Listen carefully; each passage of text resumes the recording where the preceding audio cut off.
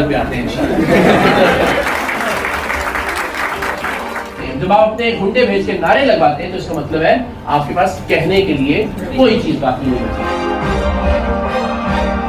मुझे ये लगता है कि अगर मैं इस मौजू को छोड़ता हूं और आज की रात इस तरह के किसी भी जालसाज की वजह से किसी की जान जाती है तो उसके कत्ल में मैं बराबर का शरीक हूंगा।